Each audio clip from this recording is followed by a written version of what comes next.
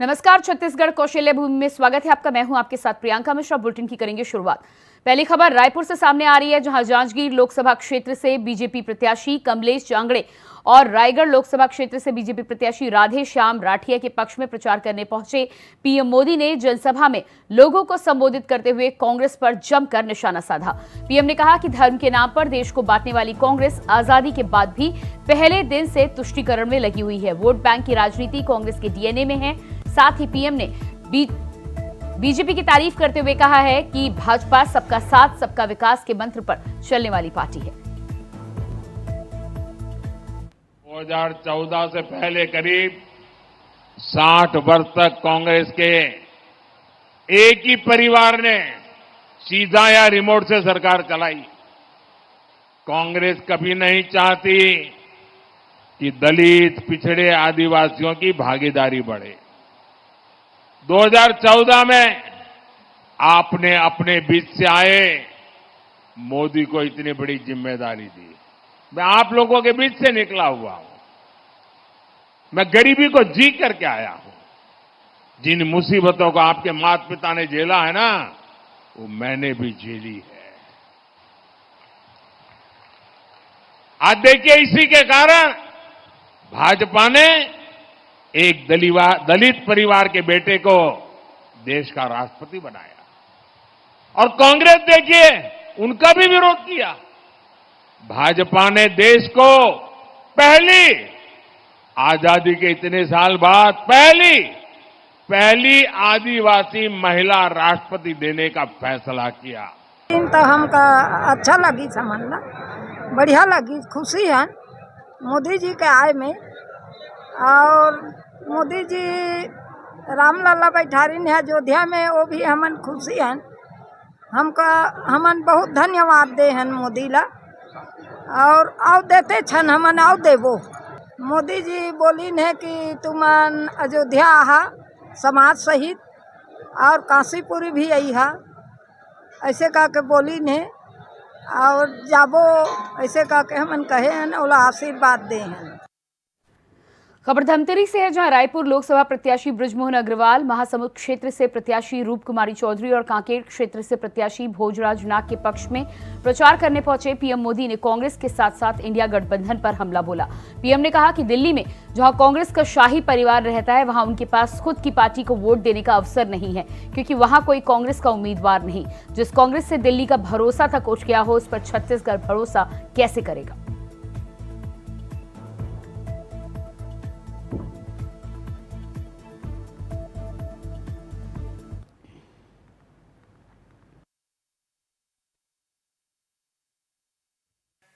नक्सलवाद बढ़ा, किसके कारण बढ़ा? किसके कारण बढ़ा? साथियों, कांग्रेस का कुशासन और लापरवाही यही कारण है कि देश बर्बाद होता गया। आज भाजपा सरकार आतंकवाद और नक्सलवाद के विरुद्ध कड़ी कार्रवाई कर रही है, लेकिन कांग्रेस क्या कर रही है? कांग्रेस हिंसा फैलाने वालों का समर्थन कर रही है। इतना ही नहीं, जो लोग निर्दोषों को मारते हैं, लोगों का जीना हराम कर देते हैं, पुलिस पर हमला करते हैं, सुरक्षा बलों पर हमला करते हैं, अगर वो मारे जाएं तो एक कांग्रेस वाले उनको शहीद कहते हैं। जब आप ऐसे लोगों को शहीद कहते हो ना, तो इस देश के शहीदों का, वीरों का अपमान करते हो। इसी कांग्रेस की सबसे बड़ी नेता आतंकवादियों के मारे जाने पर आंसू बहाती है। ऐसी ही करतूतों के कारण कांग्रेस देश का भरोसा खो चुकी है। भाइयों और बहनों, आज जब मैं सरगुजा आया हूं तो कांग्रेस की मुस्लिम लीगी सोच को देश के सामने रखना चाहता हूं। और जब उनका मैनिफेस्टो आया उसी दिन मैंने कह दिया था, आज नहीं कह रहा हूं, उसी दिन कहा था कि कांग्रेस का मैनिफेस्टो पर मुस्लिम लीग की छाप है।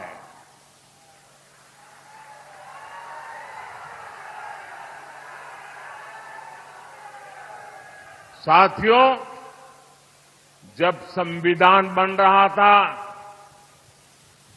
काफी चर्चा विचारणा के बाद देश के सभी बुद्धिमान लोगों के चिंतन मनन के बाद बाबा साहब आंबेडकर के नेतृत्व में ये तय किया गया था कि भारत में धर्म के आधार पर आरक्षण नहीं होगा। आरक्षण होगा तो मेरे दलित भाई बहनों के लिए होगा, मेरे आदिवासी भाई बहनों के लिए होगा, लेकिन धर्म के नाम पर आरक्षण नहीं होगा। लेकिन वोट बैंक की भूखी कांग्रेस ने कभी इन महापुरुषों की बातों की परवाह नहीं की, संविधान की पवित्रता की परवाह नहीं की, बाबा साहब आंबेडकर के शब्दों की परवाह नहीं की। कांग्रेस ने वर्षों पहले आंध्र प्रदेश में धर्म के आधार पर आरक्षण देने का प्रयास किया था। फिर कांग्रेस ने इसको पूरे देश में लागू करने की योजना बनाई। इन लोगों ने धर्म के आधार पर 15% आरक्षण की बात कही और ये भी कहा कि एससी, एसटी, ओबीसी का जो कोटा है उसी में से कम करके, उसी में से चुरा करके ये धर्म के आधार पर कुछ लोगों को आरक्षण दिया जाए।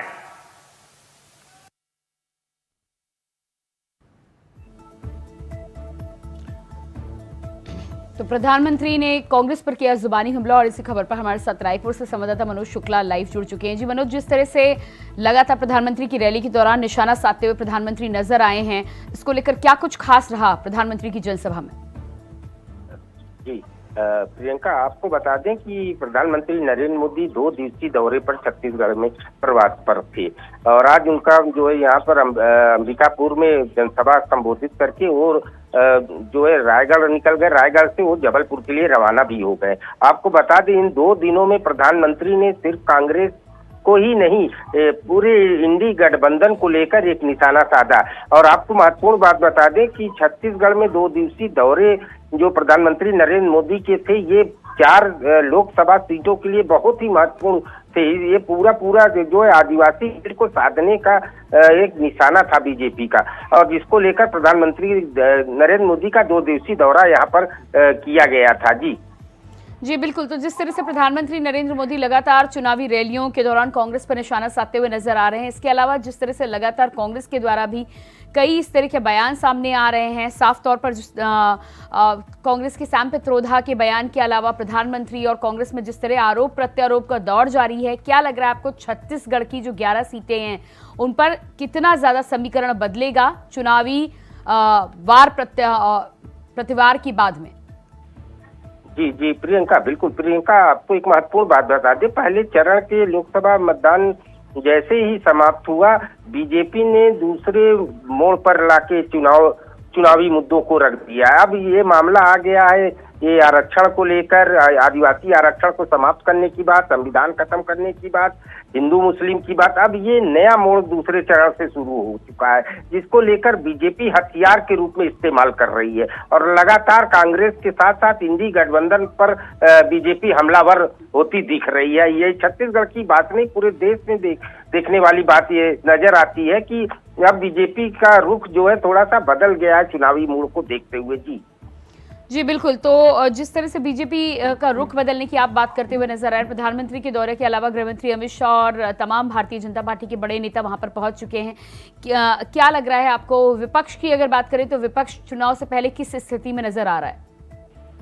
जी प्रियंका, जहां तक विपक्ष की बात है, छत्तीसगढ़ में विपक्ष कहीं न कहीं अब कमजोर देखने को मिल रहा है लगातार। इसलिए आपको बता दें कि छत्तीसगढ़ में लगातार बीजेपी द्वारा बड़े नेतृत्व का दौरा और खुद प्रधानमंत्री नरेंद्र मोदी का ये दूसरी बार दौरा और 2 दिवसीय दौरा रात राजधानी रायपुर में रुकना, ये बीजेपी के लिए बहुत ही लाभदायक साबित हो सकता है लोकसभा चुनाव में। जी, और महत्वपूर्ण बात बता दें कि लगातार अमित शाह का भी दौरा छत्तीसगढ़ में बना हुआ है। अभी छत्तीसगढ़ से अमित शाह भी रात रुक के यहाँ पे गए हैं, उसके बाद फिर 26 तारीख को उनके आने का प्रोग्राम यहाँ पर बन गया है। जी, ऐसे में माना जा सकता है कि बीजेपी कहीं न कहीं तेजी से जो है चुनाव को बहुत ही महत्वपूर्ण ढंग से इस बार के लोकसभा चुनाव को देख रही है। जी, प्रधानमंत्री के आगमन के बाद भारतीय जनता पार्टी के कार्यकर्ताओं के जोश की बात करें तो क्या स्थिति है?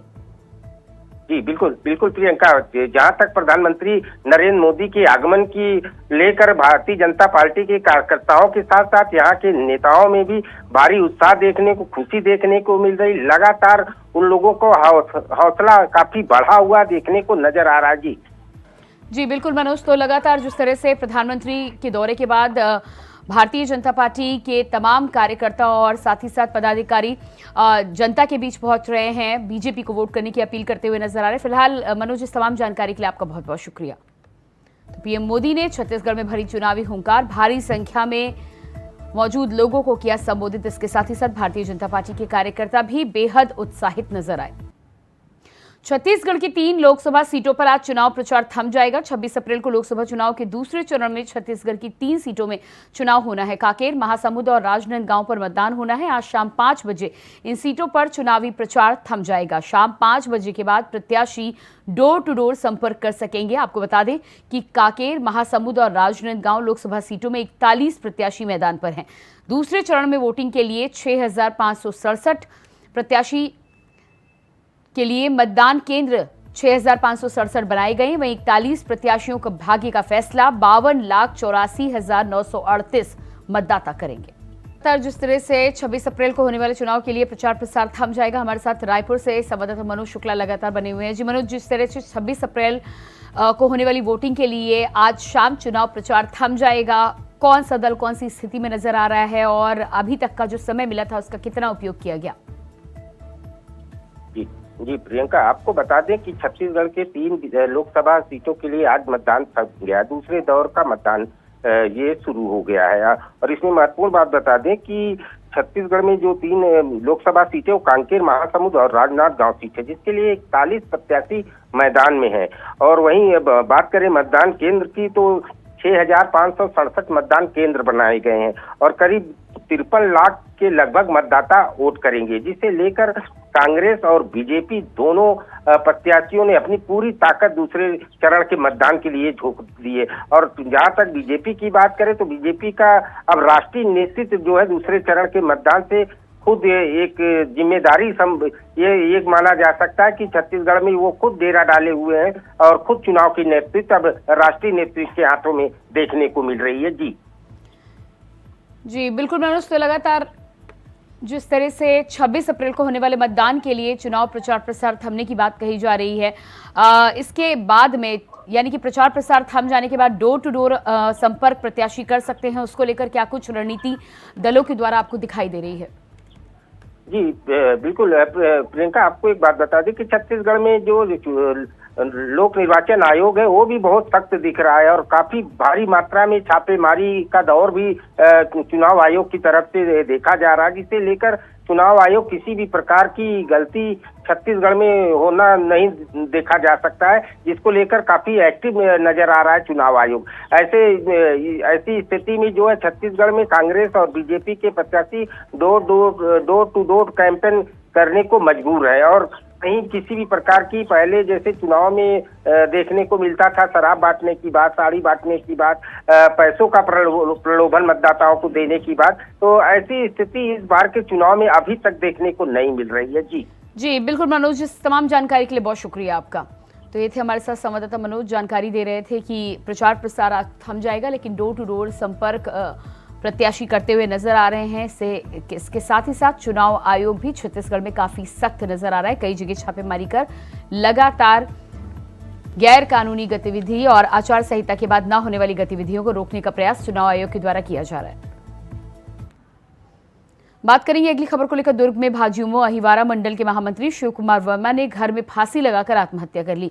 घटना से इलाके में सनसनी फैल गई है। घटना की सूचना पर पहुंची पुलिस जांच में जुट गई है। वही घटनास्थल से पुलिस ने सुसाइड नोट बरामद किया है। आपको बता दें कि शिव कुमार ने पहले अपनी पत्नी और बेटे को किसी शादी कार्यक्रम में शामिल होने के लिए भेज दिया, फिर घर में फांसी लगा ली।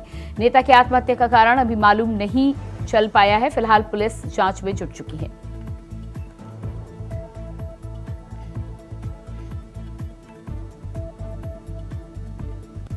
तो महामंत्री शिव कुमार वर्मा ने अपने घर में लगाई फांसी। मामले की जांच में जुटी पुलिस।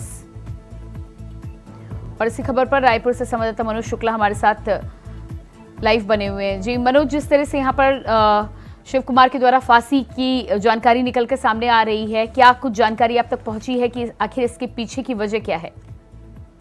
जी प्रियंका, आपको बता दें कि शिव कुमार वर्मा जो है एक भारतीय जनता युवा मोर्चा के अहिरवारा के क्षेत्र है दुर्ग का, वहाँ के वो महामंत्री थे। और जिसे लेकर कल सुबह वो जानकारी के अनुसार हम लोगों को जो अभी तक ये जानकारी मिल पाई है, क्योंकि अभी पुलिस इस मामले में छानबीन कर रही है, पुलिस की तरफ से कोई बयान अभी इस आत्महत्या के मामले पर नहीं आया है। जो हम लोगों को जानकारी सूत्रों के हवाले से जानकारी मिल रही है, इसमें ये बात सामने निकल कर आई है कि उनके शिव कुमार वर्मा जो है कल सुबह अपने परिवार को एक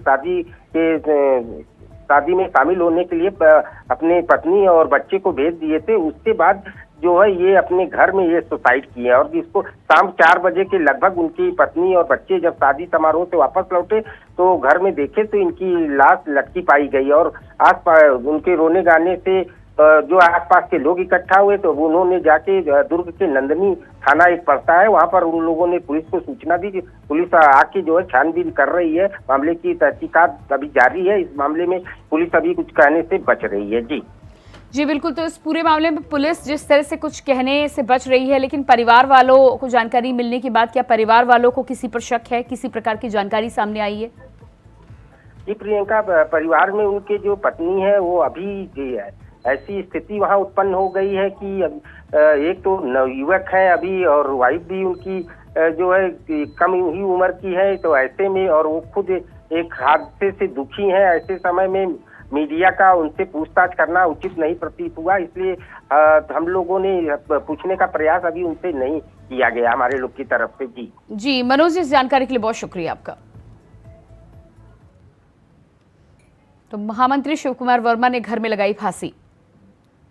और इसके बाद बात करते हैं अगली खबर को लेकर। छत्तीसगढ़ के डिप्टी सीएम अरुण साव ने नक्सलवाद को लेकर कांग्रेस को जिम्मेदार ठहराया है।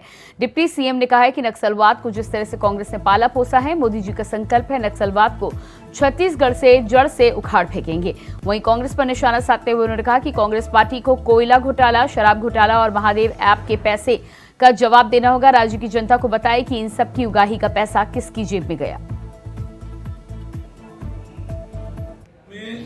नक्सलवाद को जिस प्रकार से कांग्रेस ने पाला पोसा और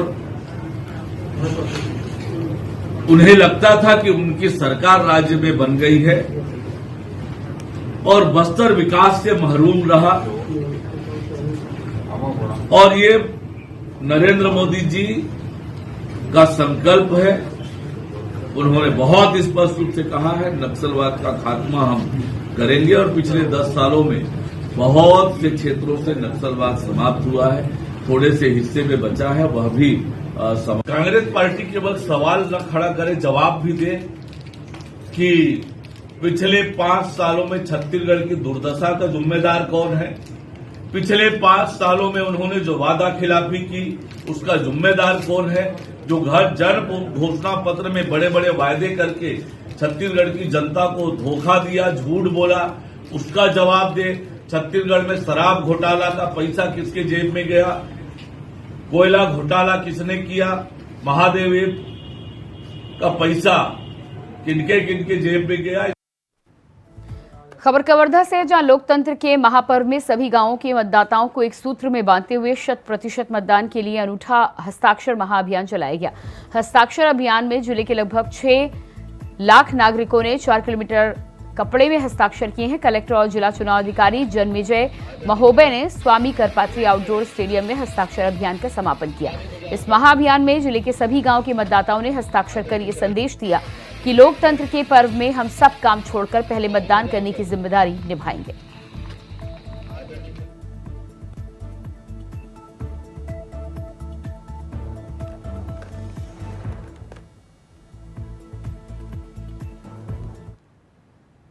कोरबा संसदीय सीट पर प्रत्याशी घोषित होने के बाद चुनाव प्रचार में काफी तेजी देखी जा रही है। इस बार कांग्रेस प्रत्याशी ज्योत्सना महंत ने भी अपने तेवर दिखाए हैं।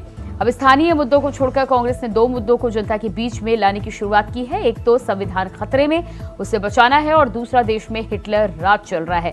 शायद कांग्रेस को समझ आ चुका है कि जीत इतनी आसान नहीं है। आपको बता दें कि शुरू में तो कांग्रेस पार्टी कोरबा संसदीय सीट पर अपने मैनिफेस्टो और 25 न्याय बिंदुओं को लेकर जनता के बीच वोट मांग रही थी, लेकिन जब इनपुट मिला कि कांग्रेसी प्रत्याशी चुनाव प्रचार में बीजेपी से पीछे हैं और उनकी राह अब आसान नहीं।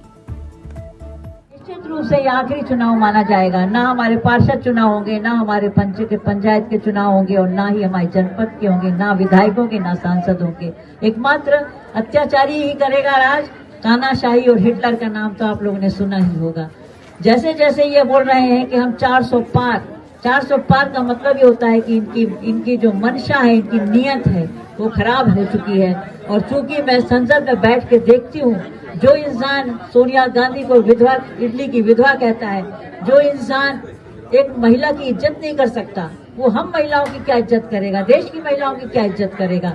ये सोचने का भाव है कि जब वो किसी गरीब, जब हमारी कांग्रेस थी तब शायद 30 करोड़ लोग की जनता गरीबी रेखा में थी, जो पूरी उठने वाली थी। लेकिन पिछले 10 सालों में वो 80 करोड़ तक पहुंच गई है। जबकि लोग कहते हैं कि हम भारत में विकास कर रहे हैं। वो विकास कहाँ है, वो अच्छे दिन कहाँ है? जब 10 साल से हमें कुछ नहीं मिला, तो अब हमारे साथियों को, हमारी जनता को, हमारे देश के लोगों को यह सोचना चाहिए कि अब इस सरकार को बदलना ही ठीक है। नहीं तो अत्याचार के साथ संविधान तो खतरे में है ही, हम खुद खतरे। और इसी के साथ छत्तीसगढ़ कौशल्या भूमि में फिलहाल इतना ही। खबरों के लिए बने रहिए इंडिया वॉइस के साथ। नमस्कार।